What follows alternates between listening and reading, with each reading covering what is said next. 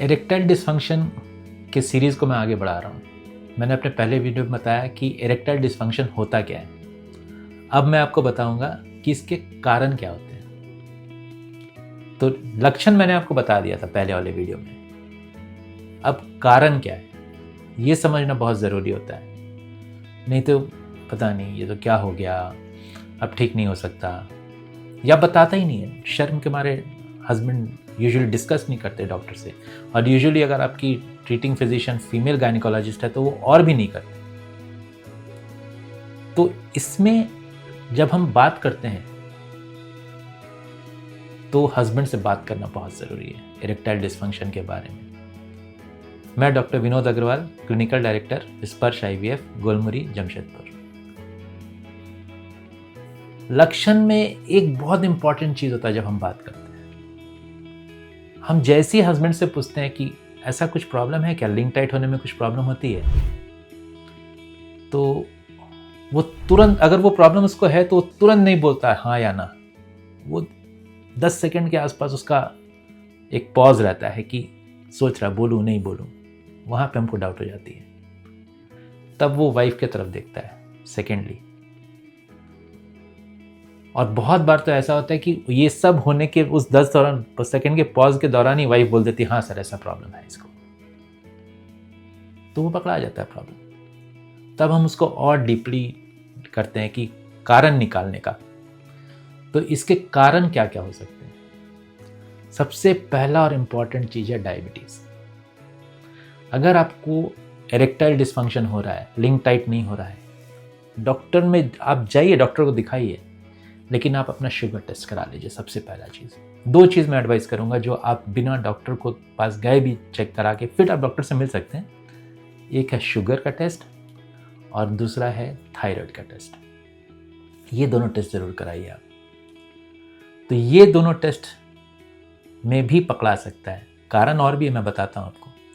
तो पहला हुआ शुगर, ब्लड शुगर आपका हाई है, डायबिटीज़ है, तो वो कंडीशन एक बहुत कॉमन होता है इरेक्टाइल डिसफंक्शन के लिए। अगर आपको हाई ब्लड प्रेशर की बीमारी है, उसके लिए कुछ दवाई खा रहे हैं, उसमें हो सकता है। तीसरी होती है अगर आप एपिलेप्सी, जिसको हम लोग मिर्गी बोलते हैं, वो कंडीशन से ग्रसित है, उसमें हो सकता है। अगर आपको हार्ट का प्रॉब्लम है, जैसे एथेरोस्क्लेरोसिस एक चीज़ होती है जिसके कारण ब्लड प्रेशर बढ़ता है या हार्ट का भी प्रॉब्लम होता है, उसमें हो सकता है। हाई कोलेस्ट्रॉल लेवल, अगर आपका फैट, जिसको कोलेस्ट्रॉल बोलिए या लिपिड बोलिए, वो अगर बॉडी में बहुत ज़्यादा है, वो अपने आप में कारण होती है। किडनी की बीमारी है आपको, तो उस सिचुएशन में आपको इरेक्टाइल डिसफंक्शन हो सकता है। अगर आप कोई दिमागी बीमारी से ग्रस्त हैं, लाइक डिप्रेशन है या सिजोफ्रेनिया है, ये सब सिचुएशंस हैं, तो भी आपको इरेक्टाइल डिसफंक्शन हो सकता है। एक बहुत इंपॉर्टेंट हार्मोन होती है जो इस लिंक को टाइट करने में हेल्प करती है या सेक्सुअल एक्टिविटी को बढ़ाती है, वो है टेस्टोस्टेरोन। टेस्टोस्टेरोन अगर आपका कम है बॉडी में, डिफिशिएंसी, टेस्टोस्टेरोन डिफिशिएंसी, तो ये प्रॉब्लम हो सकता है। अगर आपको स्ट्रोक हुआ है, स्ट्रोक मतलब पैरालिसिस, जिसको हम लोग लकवा बोलते हैं, तो उस सिचुएशन में ये कंडीशन हो सकती है इरेक्टाइल डिसफंक्शन, लिंक का टाइट नहीं होना। बहुत ही कॉमन एक चीज़ हम लोग जो यूजुअली कार्डियोलॉजिस्ट लोग भी पूछ लेते हैं इस बारे में, उसमें हार्ट का भी इवैल्यूएशन कराना पड़ता है। बहुत बार हार्ट का बीमारी के कारण आपको इरेक्टाइल डिसफंक्शन हो रहा है। तो ये कुछ बीमारियां हैं जिसके कारण आपको डिसफंक्शन हो सकता है। क्या क्या ट्रॉमा, अगर आपको कुछ चोट लगा है पहले, उसके कारण हो सकती है। लाइक आपको पेल्विस का कोई फ्रैक्चर हुआ था। पेल्विस मतलब ये जो जगह है, कमर वाली जो जगह होती है पूरी, जहाँ पूरा लिंक का जगह रहता है, हड्डी रहती है जो हमारी कमर वाले पोर्शन में, वहाँ का फ्रैक्चर हुआ हो, वहाँ का कोई सर्जरी हुआ हो, तो उस सिचुएशन में हो सकती है। रेडिएशन मिला है क्या, रेडिएशन कैंसर थेरेपी में देते हैं जिसको हम लोग सेक बोलते हैं, वो सिचुएशन आपका लिंक टाइट करने की क्षमता को कम कर सकती है। ब्लैडर सर्जरी हुआ हो, मतलब यूरिनरी ब्लैडर, उसका सर्जरी हुआ हो, या कोलन का जो आंतड़ी होती है नीचे की भाग में, वहाँ का सर्जरी हुआ हो, तो वो सब सिचुएशन में भी आपको ये प्रॉब्लम हो सकती है। कुछ कुछ दवाइयाँ जो बहुत कॉमन खाते हैं लोग, लेकिन वही है, दवाई का भी असर होता है। अब दवाई का असर क्या होगा, आप एंटी एंग्जाइटी मेडिकेशन ले रहे हैं। एंग्जाइटी मतलब आपकी हर चीज़ में नर्वसनेस, थोड़ा थोड़ा चीज़ में नर्वस हो जाता है आदमी, तो उसके लिए अगर आप दवाई ले रहे हैं तो उस दवाई का ये साइड इफ़ेक्ट हो सकता है। अगर आप डिप्रेशन का दवाई ले रहे हैं तो उसका ये साइड इफ़ेक्ट में आ सकता है। ब्लड प्रेशर के लिए अगर आप दवाई ले रहे हैं उसके साइड इफ़ेक्ट्स आ सकती हैं। कीमोथेरेपी चल रहा है, कैंसर के लिए कोई ट्रीटमेंट चल रहा है जिसको हम लोग कीमोथेरेपी बोलते हैं, कहीं का भी कैंसर हो, कीमोथेरेपी में भी कुछ कुछ दवाइयाँ इसको प्रॉब्लम कर सकती हैं। प्रोस्टेट का कैंसर के लिए आप कुछ दवाई ले रहे हैं, उसमें भी ये प्रॉब्लम हो सकता है। मसल रिलैक्सेंट होती है, कुछ कुछ कंडीशंस में आपका मसल बहुत टाइट हो जाता है, वहाँ पे कुछ मसल रिलैक्सेंट्स देनी पड़ती हैं। तो चूँकि पेनिस में भी मसल है, तो मसल रिलैक्स करेंगे तो नेचुरली वो वहाँ भी शायद काम करेगा, तो उसमें ये प्रॉब्लम हो सकती है। एंटी सीजर मेडिकेशन मतलब जो मिर्गी की बीमारी के लिए अगर आप कुछ दवाई खा रहे हैं तो वो भी प्रॉब्लम कर सकती है। एक होता है एंटी हिस्टामिनिक, बहुत कॉमन है, लोग बहुत ज़्यादा खाते हैं उसको, जिसको सर्दी हुआ एंटी हिस्टामिनिक ले लो, छींक आ रहा है एंटी हिस्टामिनिक ले लो।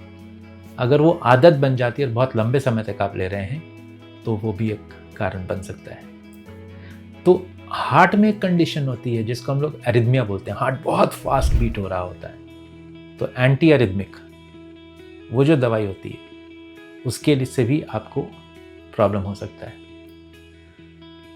सब्सटेंस अब्यूज़ क्या होता है, सबसे इम्पॉर्टेंट, बहुत ज़्यादा आप अल्कोहल लेते हैं तो ये प्रॉब्लम, शराब का नशा बहुत दिनों से कर रहे हैं, बहुत सेवन बहुत दिनों से कर रहे हैं, एकदम क्रॉनिक अल्कोहलिक है आप, उस कंडीशन में आपको ये प्रॉब्लम हो सकती है। गांजा, चरस, अफीम, कोकेन, ये सब चीज़ें जो हैं ये इरेक्टाइल डिसफंक्शन करने के लिए बहुत अच्छे से जानी जाती हैं। ये नशे में इंसान वो उत्तेजना शायद आ जाए, लेकिन लिंक टाइट होना बहुत मुश्किल रहता है उस सिचुएशन में, अगर नशे की हालत में है तो। कुछ कुछ कंडीशंस होती हैं, साइकोलॉजिकल कंडीशंस होती हैं या इमोशनल कंडीशंस होती हैं, जिसमें लाइक डिप्रेशन है, बहुत ज़्यादा स्ट्रेस है, एंग्जाइटी है, नर्वसनेस बहुत ज़्यादा हो रहा है किसी भी चीज़ को लेके, तो उसमें भी ये इरेक्टाइल डिसफंक्शन हो सकता है।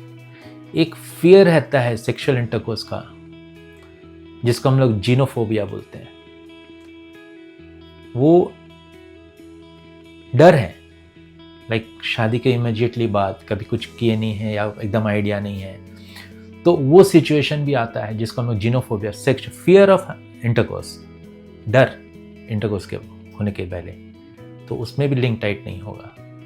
एक होता है लो एस्टीम, अगर उस इंसान को मालूम है कि मेरे को कोई प्रॉब्लम है या फिर किसी भी कारण से उसका सेल्फ कॉन्फिडेंस लो है तो भी ये प्रॉब्लम हो सकती है। तो ये कुछ कुछ इमोशनल कंडीशंस हैं जिसमें आपको ये रहेगा कि घर में कोई दुखद घटना हुई है या ये सब टेम्पररी है, ये सब टेम्पररी है, एकदम नॉर्मल है। ये जो मैं आपको इमोशनल बता रहा हूँ, कुछ कुछ चीज़ें जैसे बहुत स्ट्रेस में है या बहुत ज़्यादा घर में कोई घटना घट गई है, तो ये सब बहुत इमोशनल, वो एक टेम्पररी फेज़ है, वो चला जाएगा। जैसे जैसे दिन पार होती है सब ठीक होता जाता है। लेकिन बाकी कंडीशंस जो हैं वो आपको जानना ज़रूरी है। तो ट्रीटमेंट का जहाँ तक इसमें पार्ट है आपका, वो इसमें हमको देखना पड़ता है कि सबसे पहले आखिर कारण क्या है, प्राइमरी कॉज क्या है। तो हर सिस्टम का एक हम लोग टेस्ट करते जाते हैं कि ये है क्या, ये है क्या, ये है क्या। पर मैं आपको बता रहा हूँ, ये एज अ गायनेकोलॉजिस्ट ये हम लोग नहीं करते हैं। एक बेसिक वर्कअप कर लेंगे, टेस्टोस्टेरोन का लेवल कर लेंगे, थायराइड का कर लिया, ब्लड शुगर का कर लिया, लिपिड, कोलेस्ट्रॉल लेवल्स कर लिए, सब कर लिया, एक हार्ट का भी एक बेसिक ईसीजी करा लिया। अगर वहाँ कुछ नहीं पकड़ा रहा है, पेशेंट के हिस्ट्री में कोई कैंसर का ट्रीटमेंट या सब कुछ कुछ जो पूछना है पूछ लिया, यूजुअली हम लोग यहाँ से फिर एंड्रोलॉजिस्ट को रेफ़र कर देते हैं। एंड्रोलॉजिस्ट मतलब यूरोलॉजिस्ट। तो इसमें कुछ उन लोगों का कुछ कुछ टेस्ट होता है, वो टेस्ट करते हैं और फिर उस हिसाब से दवाई जो पहले से खा रहे हैं उसको चेंज करना है या उसको बदली करना है या फिर उसको बंद करना है, उसको बंद करके दूसरा दवाई शुरू करना है। उसका जो इमोशनल स्ट्रेस है उसके लिए कुछ सेशंस लाइक कोई साइकोलॉजिस्ट के साथ या फिर कोई सेक्सोलॉजिस्ट के साथ या फिर कोई मेडिटेशन, उसका जो दिमाग शांत करे, वो सब सेशंस कराने की कोशिश करते हैं। तो उससे भी बहुत ही सारा इम्प्रूवमेंट देखा गया है। मैं आपको बता रहा, जो टेस्ट हम लोग ब्लड टेस्ट वगैरह करा लिए, कुछ हार्ट का टेस्ट करा लिए, तो ये सब करा के अगर नॉर्मल रहा तो फिर यूजुअली यूरोलॉजिस्ट उसको देखते हैं और फिर दवाई देते हैं, उससे कभी कभी काम हो जाता है। लेकिन अगर उससे भी काम नहीं हो रहा है तो फिर हम लोग, अगर उसके ब्लड टेस्ट में लग रहा है कि नहीं था, शायद स्पर्म ठीक ठाक प्रोडक्शन है, तो फिर हम लोग IVF के लिए उसको ज़रूर ये करते हैं। क्योंकि IVF में क्या करते हैं कि स्पर्म्स हम लोग डायरेक्ट टेस्टिस से निकालते हैं। वहाँ पे या तो मैस्टरबेशन की भी ज़रूरत नहीं है निकाल के देने का, या फिर इंटरकोर्स से भी निकाल के देने की ज़रूरत नहीं है। तो उसमें डायरेक्ट हम लोग टेस्टिस से एक नीडल से स्पर्म निकालते हैं, और जिस दिन अंडा निकालते हैं उसी दिन उसको निकालते हैं, और फिर उससे एग और स्पर्म को फर्टिलाइज करके फिर वो एम्ब्रियो बना के वाइफ के यूट्रस में डालते हैं, तो ताकि प्रेगनेंसी हो सके। तो इसका बहुत ज़्यादा इम्पोर्टेंस सिर्फ बच्चा नहीं होने वाली स्थिति में नहीं है इरेक्टाइल डिस्फंक्शन, ओवरऑल उस शादीशुदा रिलेशनशिप को ये खराब करने के लिए बहुत ज़्यादा बड़ा कारण है। तो अगर ऐसा कुछ प्रॉब्लम है तो आप जल्द से जल्द अपने डॉक्टर से मिलिए। शर्माइएगा नहीं, जब आपको बोलने की आपका पारी आएगा, खुल के डॉक्टर से बात कीजिए और शायद वो आपका प्रॉब्लम को सॉल्व कर सकें। So keep watching my video. I'll see you in my next video.